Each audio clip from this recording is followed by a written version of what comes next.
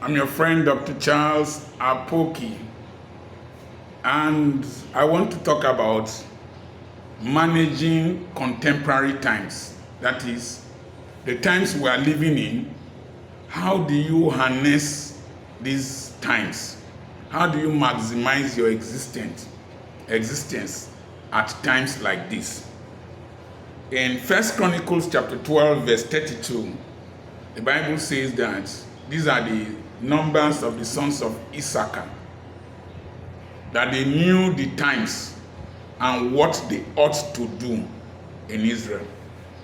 So if we extrapolate that scripture, it means that there are some people who are aware of dispensational realities and what they ought to do.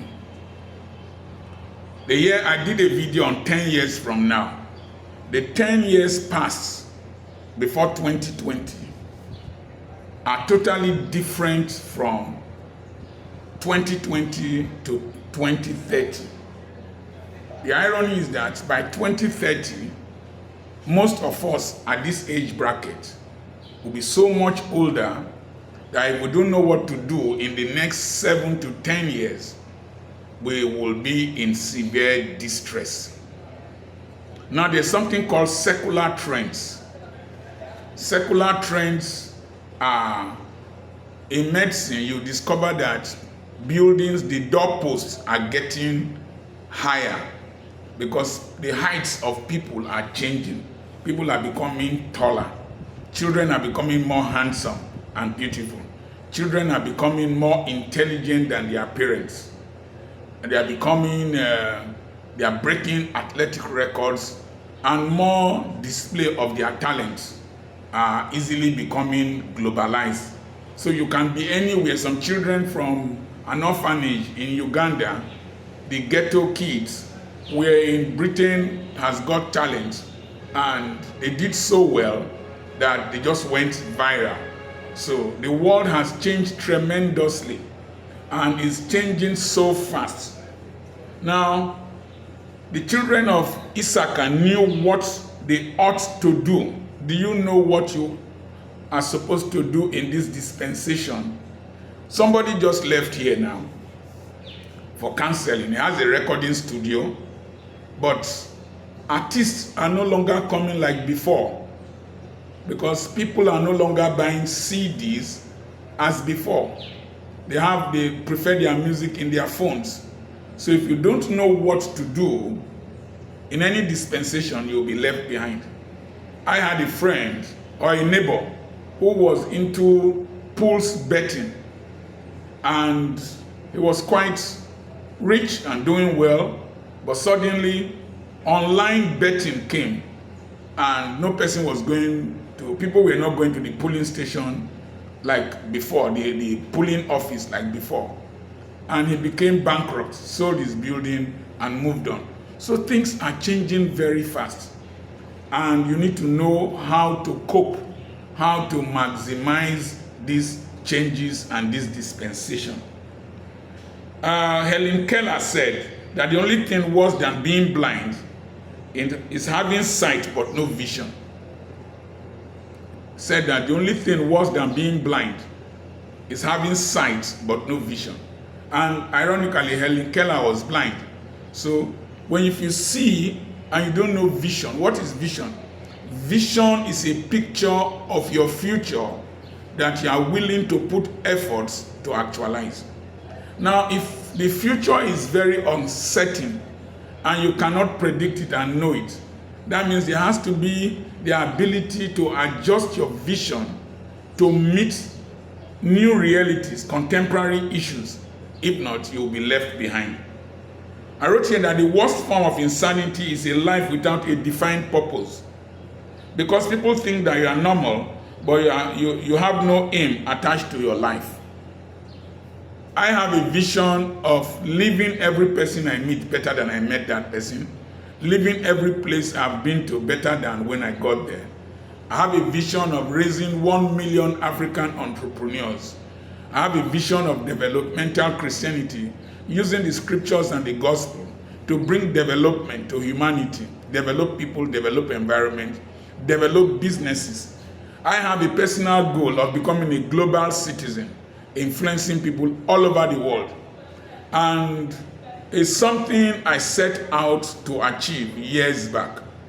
But recent happenings, I was able to plug into recent happenings and to be where I am now. In those days, I would have needed to reach you from a satellite station. I was broadcasting in a satellite TV station, and it was costing me a lot of money. I could not finance it and continue with it. Therefore, this new medium that I'm reaching you with now came up, and I'm excited that it did. Before now, I needed to run a church or have a fellowship group that people will come to. That will involve building a cathedral, building a big hall. But today, I don't need that. This phone, as at the last time I checked, I was getting close to 43 to 44,000 followers. And I have viewers from all over the world. So this phone is bigger than a cathedral. This phone is bigger than a television station. Because even after you have finished listening to this message, it will still be there. If I preach in a TV station, after the show, it is gone. If nobody watched it then, it's gone forever unless you go to their channels, other platforms, like as social media has helped them to achieve. So I'm able to meet people, I'm able to relate with people from far. My dear friend from Papua New Guinea, I'm so glad that you are my friend. My sister from Guyana, I'm so glad that you are there. So I relate with people from all over the world through this phone now. So you are not different from an animal that lives instinctively when you just do things and you react to things without planning ahead of such circumstances. Existence is different from living. Living is purposeful. You have a future, while existence is only here and now. It is self-gratifying. It is aimless. It is accidental living. Living means that the present and the future, you connect them. When you connect the future and the present, then you are able to readjust your attitude and your disposition to meet the challenges that are going to crop up. And you have a mindset that when things come and when things happen, you are able to have the capacity to harness them. Now, let me quickly look at this. Ben Renshaw said that vision is the picture of a compelling future state. Vision lifts you up from here and now and inspires you to move in your intended direction. So, one of the things you need today is to create, adopt, write down, concretize a picture of the future you want out of your life. Once you don't have that, you will be doing the same thing over and over without any inspiration. You always be complaining. So many people are complaining around me. So many complaints all over the country. Purpose is the inspirational reason for being. No matter what happens in Nigeria, my purpose gives me joy, gives me inspiration and a reason for existence. It's a deep conviction of what is important to you. These things, I'm taking this time to elucidate this point because you are going to be surprised with what I'm going to say next. Purpose is the compass that is set within you, while vision is the charting to fulfill your purpose, is finding a direction towards your purpose. Sometimes, as I said earlier on, you need to refine your vision and make adjustments to the direction you want to take to reach your destination. But your purpose remains largely unchanged, even in the times of environmental changes. What am I driving at? There's something called VUCA. VUCA is VUCA. And this dispensation we are living in, particularly in Nigeria, is a VUCA dispensation. The word VUCA was first used in 1987 by the US Army War College, VUCA. And then in 1991 by Herbert Weber. Now, what is VUCA? VUCA means volatility, it's an acronym. Volatility, V, uncertainty, U, complexity, C, and ambiguity. Volatility, let me explain volatility. I was in the bathroom and I was meditating. I was thinking about volatility. Now, diesel is less volatile if compared to gasoline. Gasoline is less volatile if compared to methylated spirit. Methylated spirit is less volatile if compared to cooking gas. Coal, if I go backwards, coal is less volatile, it's a solid state, than diesel. But you can convert coal to diesel. So because they come from the same fossil materials and they are mostly made of carbon. So they are called carbon fuels. Now, a volatile situation from this illustration, if you ignite a matchstick where cooking gas has gone into the air, it will explode. If you answer your phone in a room where cooking gas has leaked, it will explode. If you put on your light switch in your kitchen and there's leakage of cooking gas, it will explode. So volatility is directly proportional to the degree and the rate and the ease with which explosions can take place. So, in a volatile society, the likelihood of explosion in this case is not necessarily negative. Explosion in this case can also mean something growing beyond its environment or becoming viral. You will hear that the term viral, it has gone viral, it has gone viral. In fact, we have a new designation of people today. They are called netizens. Before now, you had citizens. So netizens have broken the barrier of territorial sovereignty. You can be a global citizen, be seen and known all over the world, do business all over the world, be patronized all over the world without necessarily being citizens of these nations where you have customers or having offices or shops. So in this dispensation, any little thing can either create a great negative effect or a great positive effect. Let me illustrate. I just made a comment about the ghetto kids from Kampala in Uganda that went to Britain's Got Talent competition. And from Kampala, from the slums of Kampala, they went there and they are all over the world. Whatever they have done has gone all over the world.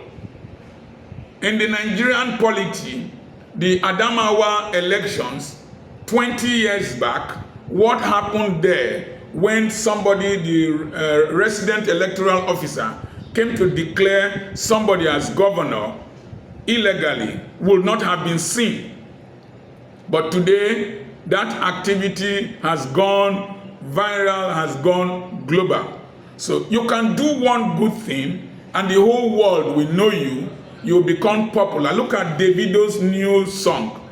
Within a few hours, it had gotten so many views and brought in a lot of revenue for him. I did a video on why do you hate Igbos in their own country. and it went round. There was a video I had done that was dormant for months.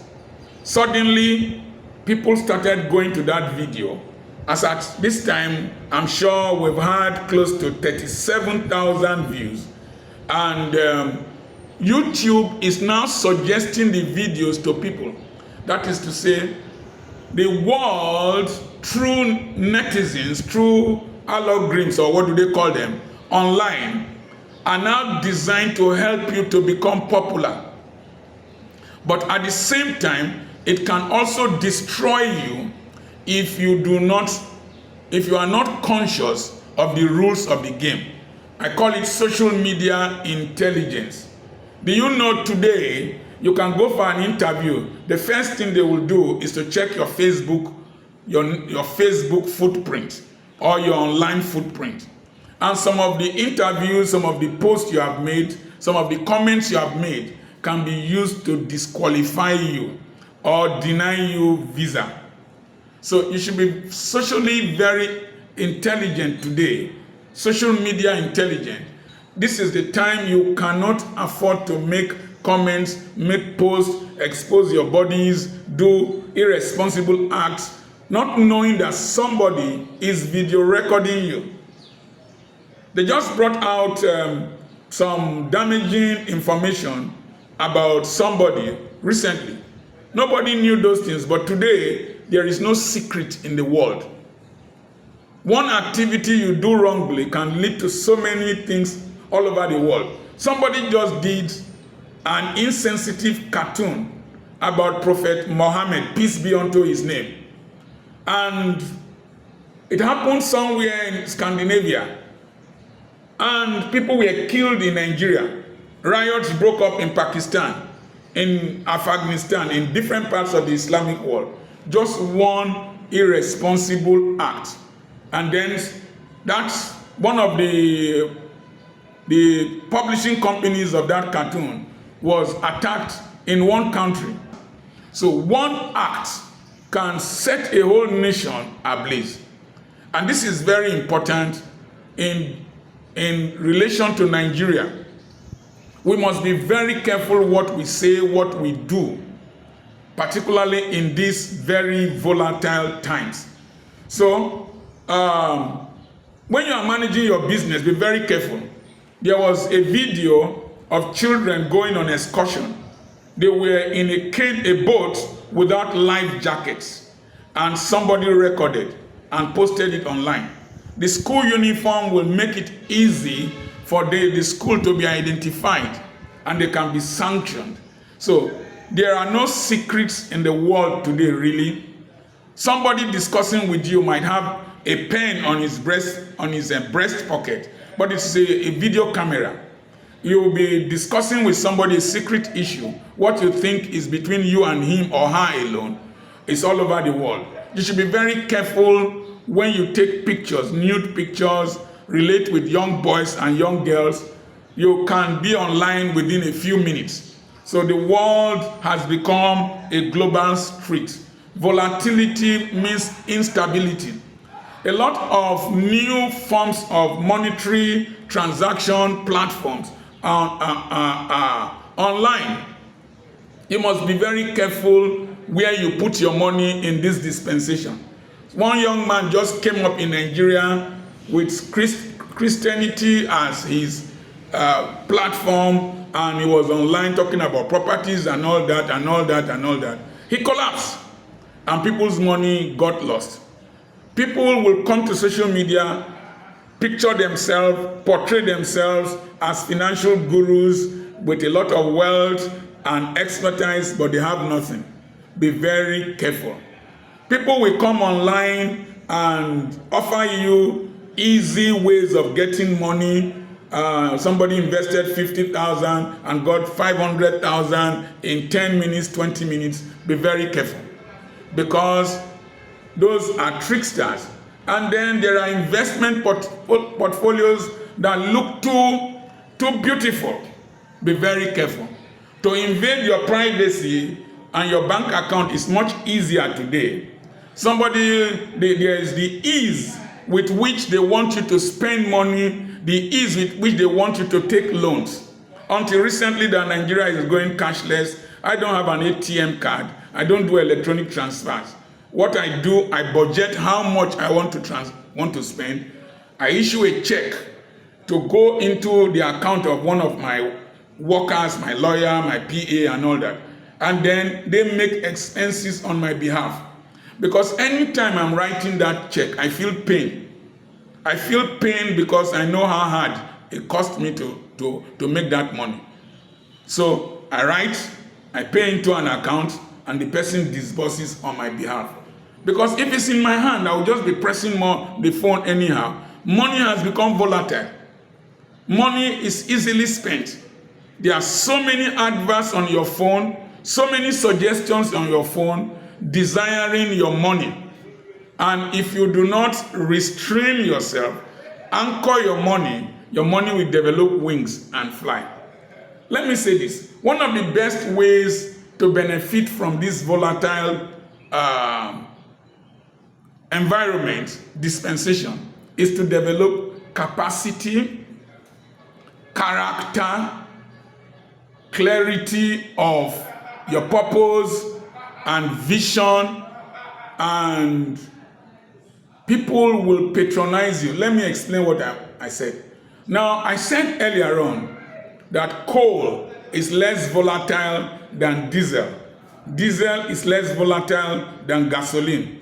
Gasoline is less volatile than methylated spirit. Methylated spirit is less volatile than gas. Now, a disease that is spread by contact, physical contact, is less volatile, will not become a pandemic easily compared to the one that is spread by droplets, that is saliva and sneezing.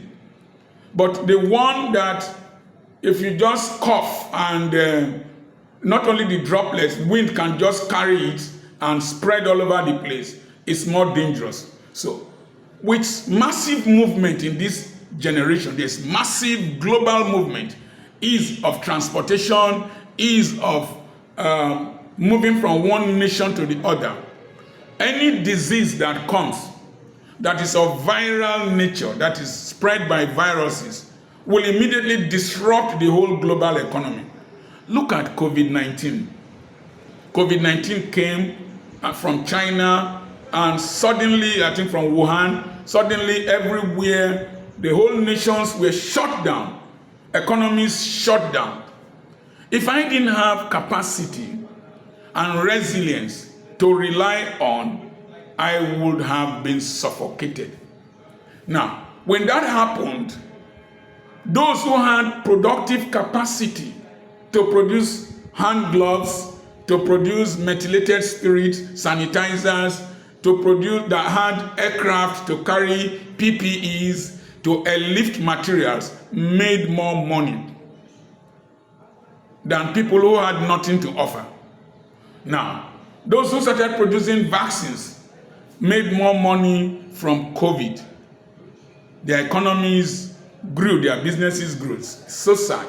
Now, a lot of nurses and doctors died in Europe and in the United States.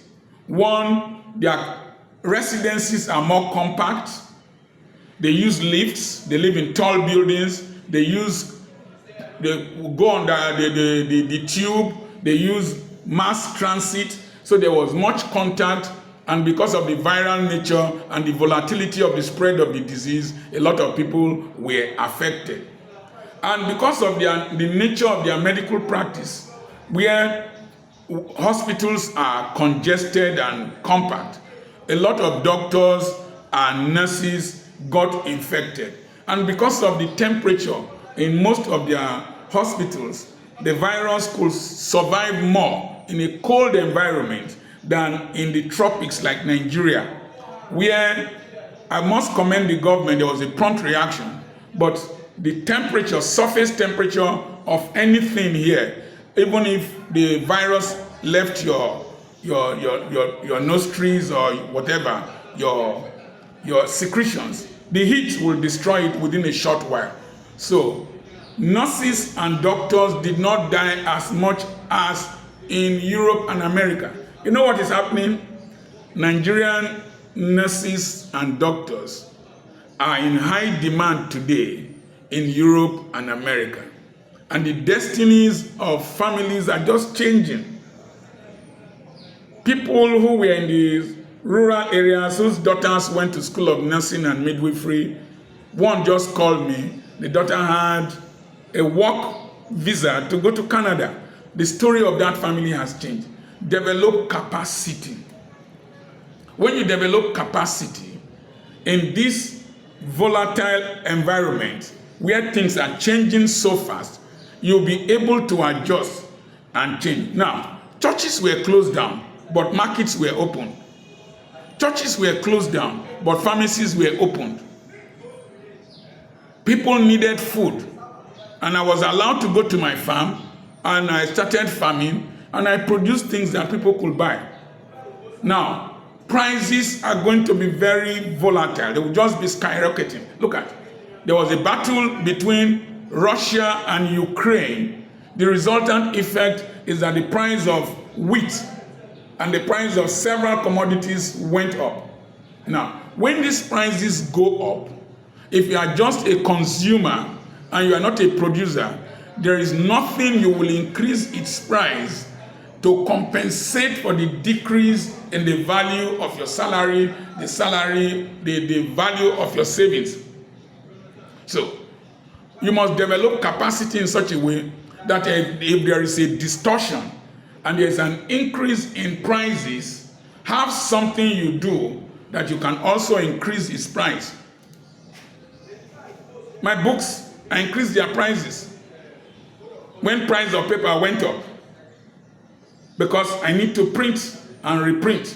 So when they increased their prices, the price of gari that I sell went up. So I increased the price of my gari. And I have several products that I sell. And as a result, I cannot be strangulated. Volatility. Increase your capacity. Now, with the recent currency exchange, before I come to that, in this complex world, what you need to do is to scavenge for information. Scavenge for information. When you get information, analyze the information very well and readjust yourself to mitigate the consequences of this volatility on you. I'll give you an example. Before the currency scarcity in Nigeria, where we started buying, imagine buying your own currency in your own country. I was buying 10,000 naira for 13,000 naira. Your own currency, you are not buying foreign exchange, local currency. It got to a point that in some parts of Nigeria, they started using CFA, the French currency, from nearby countries. Now, what mistake did I make? I carried all my money to the bank. I should have analyzed what denominations do they want to change. They were not going to change 100 naira. They were not going to change 50 naira. They were not going to change 20 naira. And because I had capacity, I had a canteen in the school, I had a bookshop in the school that people come to buy on a daily basis. I should have taken the denominations that they want to change to the bank and stockpiled the denominations that they were not changing, like 50 naira notes, 20 naira notes, 10 naira notes, 100 naira notes. And I had a lot. I could have stockpiled them and I would not have been strangulated. But I did not analyze. I just took everything and carried to the bank. And then I started buying my own currency within this country. Thank God I had young men and women, young men around me that could do transfers to people when they gave me cash. Because I needed to pay my rural workers cash. There was no way they could receive transfers because they do not have bank accounts. So you must analyze the information you have that you have scavenged for and synchronize it with what you have in your capacity. There are so many things going on, a lot of information going wrong, and there are a lot of soft skills you need to develop, like my ability to record myself now. I can develop an ability to edit my videos and upload them, and by so doing, I cannot be strangulated. So, develop soft skills, acquire information, know the ones you need to acquire and develop for sustainability and stability. In the volatility, develop stability. Let me give you an example.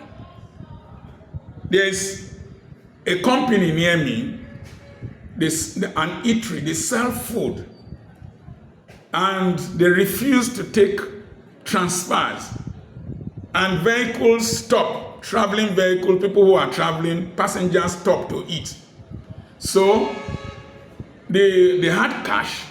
The wife of the owner of the place went to get what we call POS, point of sale machine. So they buy food, she takes the cash, operates her POS, so that when people want cash to buy food from them, they will do transfer to their account and sell 10,000 naira for 13,000 naira. So they were round-tripping money in their business place. They were round-tripping money in their business place. The cash I am spending today is from the books I sold in a conference I did recently. So, how much capacity do you have? What alternatives do you have to the former stable systems that can stabilize you? I don't know if you understand what I'm saying. So, what do you have that can stabilize you? I did a post on what have you of sale value. What have you of stabilizing value in your system, in your business? Now, in this era of volatility, I've been talking about stability. So concentrate on areas that are stable and will remain always relevant. Number one, food. I call it the Department of Stomach Sciences or the dining table economy. Essential services like pharmacies, as I said earlier on. Essential services like schools. Essential services like security. Look for what essential services like housing and real estate. Look for those stable areas. Invest in those areas. Even in the midst of the currency scarcity, I've sold more land and bought more land than ever before.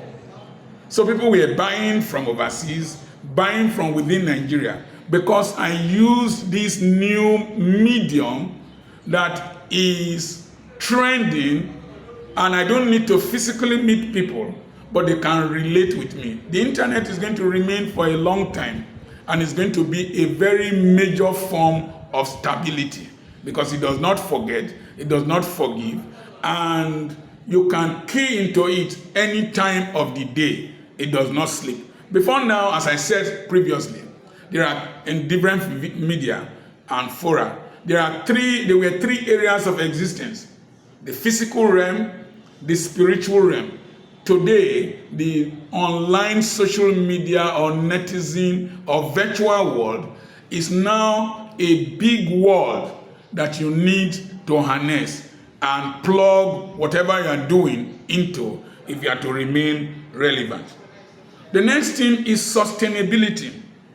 Prices and products are going to become very unstable. You must be very careful what you embark on. This is not the time that you embark on gigantic projects. Because of the instability in prices, instability in economies, assuming you were getting a product from Ukraine and suddenly this distortion took place, you will be strangulated. So be very careful before you embark on project. Ask yourself, where will I get raw materials from? How sustainable is this thing going to be?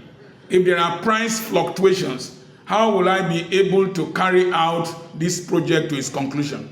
I started a building somewhere at the permanent site where I'm building a tertiary institution. Massive building. And the prices of sand went up, rods went up, cement went up, cost of labor went up. I need to devise a method of increasing my revenue to be able to finish that project and adjust my design in such a way that the cost of finishing it will be reduced. After that single-story building, I'm only going to build another story building in that site. Every other building is going to be bungalows, such that I can easily complete them and utilize them. So, sustainability. What I'm doing, is it sustainable? If there is any distortion, can I continue with it? Your lifestyle. You build a house that will require air conditioning for it to function. You build a house that has a lift in it, and electricity is irregular in Nigeria. Will you be able to finance the cost of powering that building? If you notice that the world today, everything is becoming smaller, everything is using sustainable energy, so you must be careful of what you get into in this. So there is smallness, there is simplification of processes and products. Your phone, as I said, can become a cathedral, can become a TV station, and can become a big market. Now, adopt systems and products that can save you time and energy. Save you time, energy, cost, manpower, and stress. And adjust your lifestyle and you adopt technology to solve problems. Somebody said, I should come and pray with him. I don't know what's wrong with him. He was thinking I will come to his house to pray. He needs me and he needs to find me. He's been giving excuses, this is car got sunk and other. I won't come to see you. Okay, where are you? I want to come to the hotel. You don't need to come to the hotel. Do a WhatsApp call with me, and I'll be able to pray with you. You will see me. Doctor, I'm coming to see you. You don't need to see me. Do a WhatsApp call, a video call. I was able to deliver a lecture to my tribe, the Yoruba people, Yoruba Progress Union in North and South America, from this balcony, from this same place where I was recording. I was not too sure of the sustainability or the consistency of the network. What did I do? I recorded the message here and transmitted it to them, and then I did a live interview with them. So I was able to preach to a church in Qatar, set up a cooperative with them from here in Nigeria. You don't need to travel to do many things today. You can use social media to do, the internet, to do a lot of things. A lot of degrees are not going to be done in the university. They can be done online. You can acquire skills online. So the ability to utilize social media space to achieve the things you want to achieve is very important. One of the things you need to do in this dispensation, shed off stress. Whatever stresses you, to the extent that it is not productive, shed it off. Streamline your commitments. Streamline your commitments. Streamline your crowd and your expenditure. Try as much as possible to secure your businesses. Guarantee a future for your businesses. Secure your person. Secure your price, your processes and your business. Secure your information. Everything you say or do, as I said, will be likely used against you. Strictly discipline yourself and cross-check whatever you want to do such that it does not bring crisis. Now, in this era of uncertainty, ambiguity, let me explain ambiguity to you. Now, Let me use the Nigerian elections. INEC, the National Independent National Electoral Commission, categorically stated several times over that they were going to transmit results live, and they were going to transmit results to their server immediately elections were done. But they did not, and they are denying that they ever said that. Now, there is an ambiguity and a constitutional crisis that is going to take place. The Federal Capital Territory, there is a specification that you must win 25% in 2/3 of the states of the country, including a majority vote, and the federal territory. Oh, but wicked lawyers, crazy people are coming up to explain, and the Supreme Court had already passed a judgment concerning the Federal Capital Territory that you must have 25% in the Federal Capital Territory. Now, ambiguity is coming in. A constitutional crisis is going to come. The INEC chairman said that they will resume collation of results at a certain time around maybe 10 a.m. the next day. But he went ahead at night by 4 a.m. to announce results. The same thing happened in Adamawa State governorship elections. The electoral officer there said they were to resume by 10 or 11 a.m. But he went there earlier, unilaterally declared somebody the governor-elect without following due process. Things are going to be very ambiguous and uncertain. So you must find a midline to protect your interest in whatever you are doing with people. Let's take the January 6th invasion of the Capitol Hill in America. How can Donald Trump start telling his followers that the elections were rigged and he won? But there were empirical evidences down to show that he lost the elections. This is a process that has taken years to establish.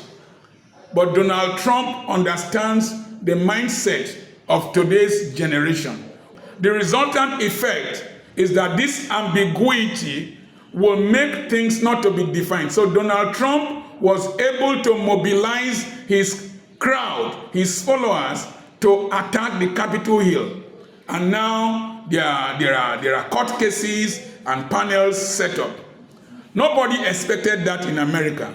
We are going to see a lot of ambiguity take place in the country and in the world. Things are not going to be very definite.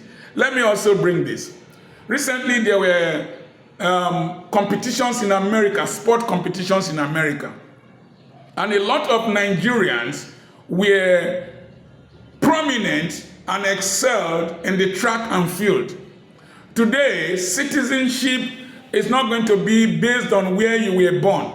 Citizenship is going to be very ambiguous. You will see Indian, Nigerian, Romanian, Nigerian, French, Nigerian, American, Indian. So a lot of mixture. You won't believe that the British Prime Minister is of Indian extraction, born in Africa, not a Christian, a Hindu. So a lot of things are not going to be as concrete as and defined as before. In this ambiguity, the ability to metamorphose, change form. You know, the caterpillar metamorphosis to the pupa, from the egg stage to caterpillar, from caterpillar to the pupa stage to butterfly. The means of locomotion, the diet changes. So it is the ability to metamorphose in this dispensation from one profession to another, from one citizenship to another, from one career to another, from one strategy to another, from one structure and system to another, that is going to make you capable of achieving your vision. This is a VUCA world. Remember, VUCA stands for volatility, uncertainty, complexity, and ambiguity. Things are going to become more complex. That's why I said you must gather information, be able to analyze, be able to synchronize, and be able to prepare. If you are a simpleton in Nigeria, in any part of the world, you will be left behind. When I see the debates taking place concerning Igbo, Yoruba, and all that, a lot of those who are vociferous on social media, their brains are not smart enough to understand the complexity of modern day governance, modern day societies. The Igbos can move all their products from Lagos and operate online. Anything can happen today online. They can build totally new markets in the east, and then the economies of Lagos will grind to a halt. Because a lot of what is in Lagos is brought in by foreigners, by strangers. The companies are owned by Indians and Lebanese and Chinese. Most of the companies that were established by Western region governments have virtually collapsed. And outside Lagos, not much is produced in Yoruba land. So we should be very careful. The world has become more complex than saying, I'm Yoruba, I'm Igbo, we own Lagos, we don't own Lagos, we do this. I'm not saying you should go to another man's town and say you own it. The world has become more complex. There are more Nigerian graduates per family in the United States than natives of the United States, and then by more than Caucasian Americans. Nigerians produce some of the best results in Harvard more than the indigenous Americans. So the white Americans. So the world has changed. It's a very complex world. It's not as simple as it used to be. And if you are very religious and stupid, and you're a tribal bigot, and you're a simpleton, you might not understand modern complexity, and you will get into problems, and you will be left behind.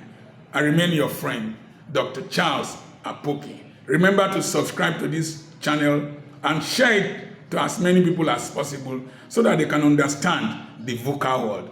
God bless you, and God bless you again and again.